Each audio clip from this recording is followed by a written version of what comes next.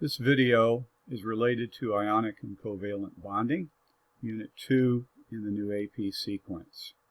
Assigning formal charges, why we do it, and how we do it. Let's first of all distinguish between formal charge and oxidation number.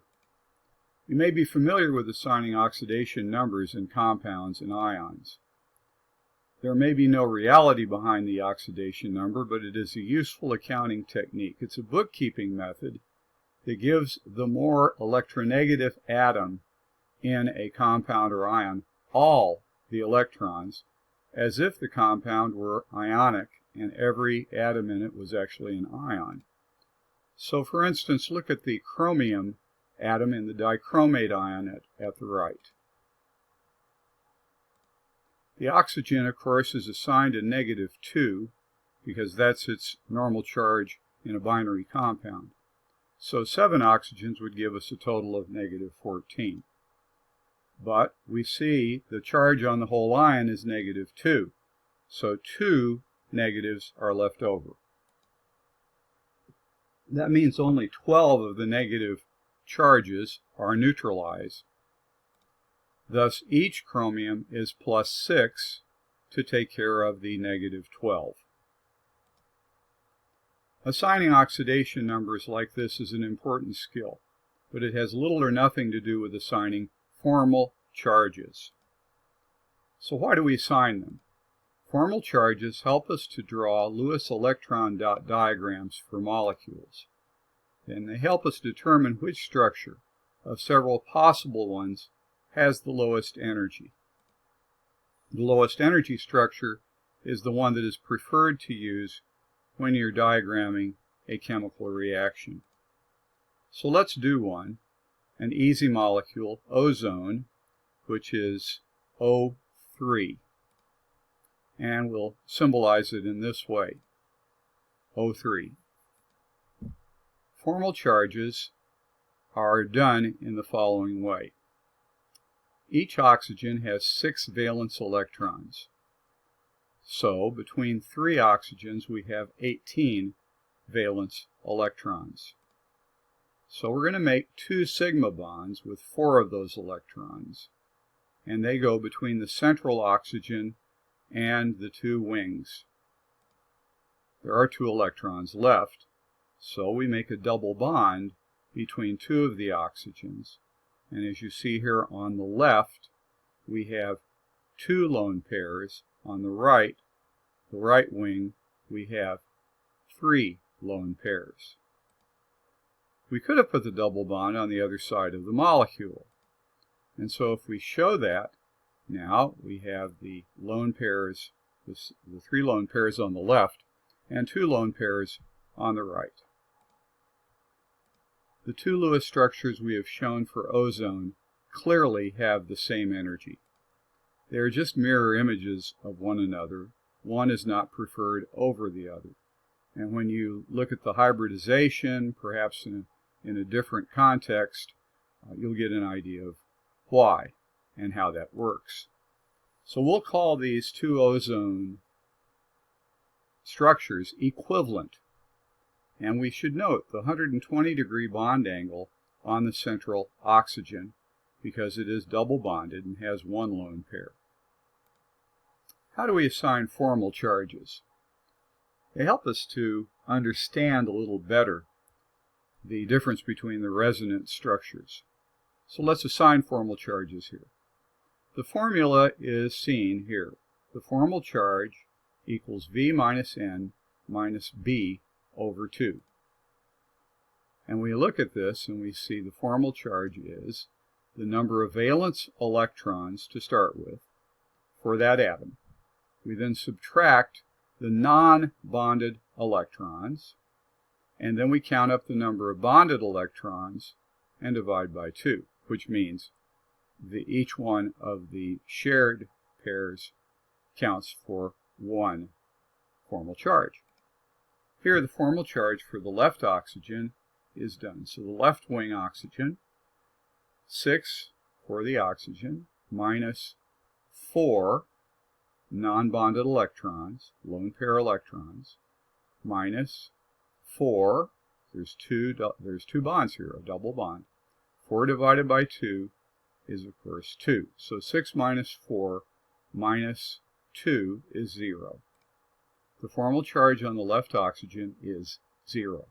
The formal charge on the central oxygen is 6 minus 2 minus, now it's got 3 bonds, so counting, 6 divided by 2 is 3, and the central oxygen has a plus 1. The formal charge on the central oxygen is plus 1. On the right oxygen here, we have 6 total minus 6 in the lone pairs minus 2 divided by 2 for the bonded pair is negative 1. Formal charge on the right oxygen is negative 1. Now we could assign formal charges to the other resonance structure. You see it's just a mirror image of the one we worked out, so the formal charges will reverse. Negative 1 on the left, plus 1 in the middle, and 0 on the right. There is really no difference between the two in terms of energy. They're just mirror images of each other. So what does the exercise tell us? How does it tell us about the energies? It tells us that the central oxygen formal charge is always the same. The other two oxygens just swap formal charges. So the energies of both of these would be the same. The other thing we always look for is we don't want to have the same formal charge on adjacent atoms, and we do not. And finally, and maybe even most importantly, we want to make sure that the most electronegative atom is the one with the most negative charge. Now, in this case, they're all oxygens, so they're all the same electronegativity, so it really doesn't matter.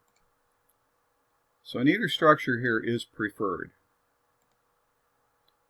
So let's use formal charges to choose structures in another circumstance. If we have two structures for a molecule, formal charge assignments can help us choose the best one, the lowest energy. The formal charges on each atom should be equal to or close to 0 as much as possible. Formal charge separation should be minimized. So let's use formaldehyde as an example. CH2O. There are two possible arrangements. Because hydrogen bonds only once, hydrogen must be the terminal atom in any structure. So we put the hydrogens on the outside, on the wings.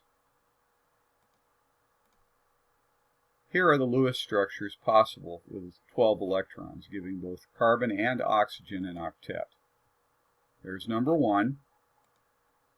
Number 1 looks strange because oxygen has 3 bonds. That's certainly unusual. Number 2 looks a little better. So, let's do the formal charge. We assign formal charges using the same method we used on ozone. The left-hand molecule, we see both hydrogen atoms are 1 valence electron. There are no lone pairs, obviously, minus 2 divided by 2, because there are 2 electrons in the bond. So, left-hand molecule hydrogen, both of them are 0. The carbon is 4 for valence, minus 2 in the lone pair, minus there are 3 bonds, so 6 divided by 2. When we add all those up together, we get negative 1. Oxygen on the left is 6 for the valence electrons, minus 2 in the lone pair, minus, there's 3 bonds, so 6 electrons divided by 2 is 3. Oxygen has a plus 1. That automatically is a red flag, because oxygen is way more electronegative than carbon. But the overall molecule charge is 0, as it should be. We have plus 1 on the more electronegative atom, oxygen, right here, and we have separation of charges. On the second one of these, we assign formal charges. The right-hand molecule, both hydrogen atoms, as before, are 0. Carbon is 4. There are no lone pairs, so that's a 0. Minus, there are 4 bonds, and so there are 8 bonding electrons. Divide that by 2 is 4. 4 minus 4 is 0. The oxygen, 6 valence electrons. There are 4 electrons in lone pairs. So we subtract that, and then we subtract 4 divided by 2 for the 2 bonds, and we have a 0. The overall molecule charge again is 0. There are no charge separations and no weird charge on oxygen like a +1. So clearly the one on the right is going to be preferred. That is the more likely of the resonance structures for formaldehyde. That is probably never seen. So we have the lower energy on the right.